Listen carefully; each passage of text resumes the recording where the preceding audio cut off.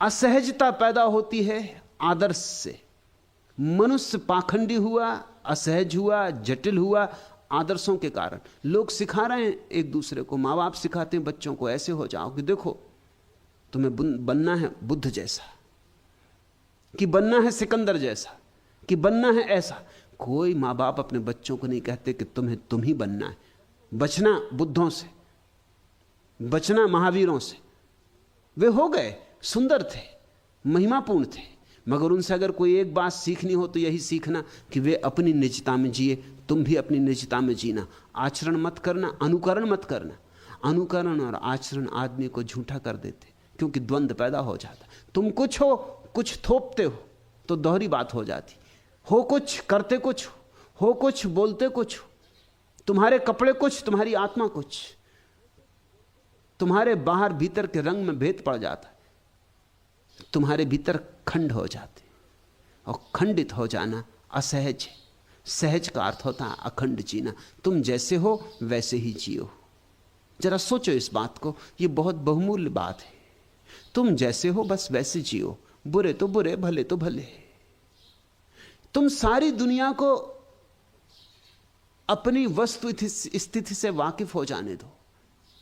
तुम अपने को उघाड़ दो। तुम कह दो कि ऐसा मैं हूं, यह मेरी नियति, ऐसा मुझे परमात्मा ने बनाया, उसकी ऐसी मर्जी। स्वीकार करे दुनिया तो ठीक, अस्वीकार करे तो ठीक। जब तुम चाहोगे कि दुनिया मुझे स्वीकार करे ही, तभी अड़चन शुरू होगी। तब यह होगा कि दुनिया जैसा चाहेगी वैसा तुम्हें होना पड़ेगा। जब तुम चाहोगे कि दुनिया मुझे सम्मान दे, तो अड़चन शुरू होगी, क्योंकि दुनिया सम्मान देगी अपने शर्त के आधार पर। उसकी शर्तें पूरी करोगे तो सम्मान देगी, उसकी शर्तें अगर पूरी नहीं हुई तो असम्मान करेगी। जिस आदमी ने कुछ होना चाहा वह भयग्रस्त हो जाएगा।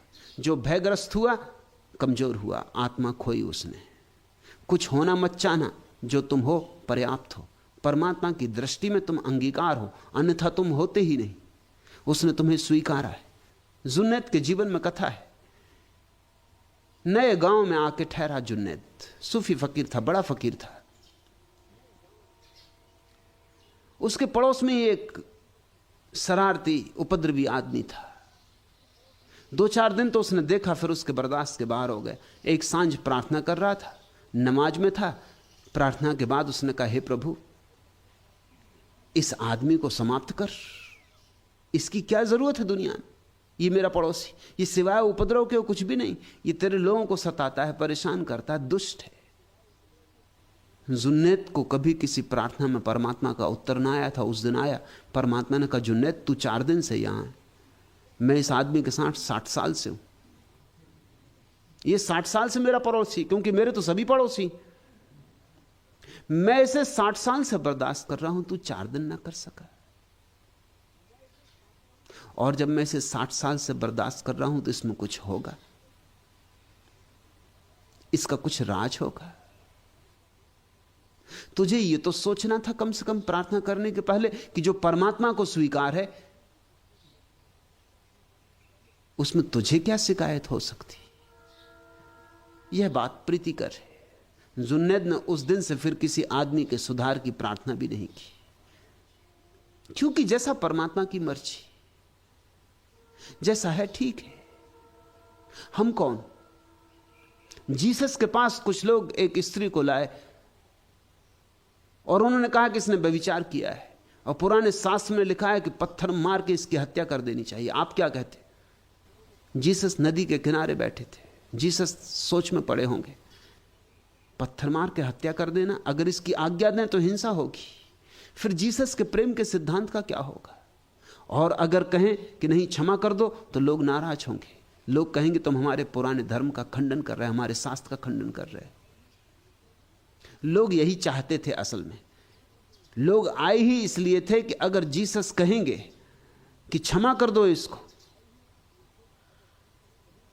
तो हम ये पत्थर जीसस को ही मारेंगे, क्योंकि वह हमारे पुराने धर्म ग्रंथ के खिलाफ बात कर रहे हैं।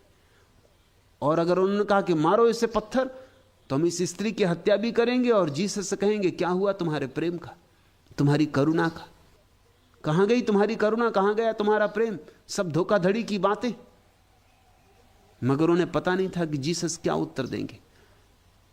जीसस ने कहा कि ठीक कहते हैं पुराने शास्त्र, ठीक ही कहते होंगे, उठा लो पत्थर, इस स्त्री की हत्या कर दो। लेकिन पत्थर वही लोग मारें जिन्होंने कभी व्यभिचार ना किया हो और कभी व्यभिचार का विचार ना किया हो।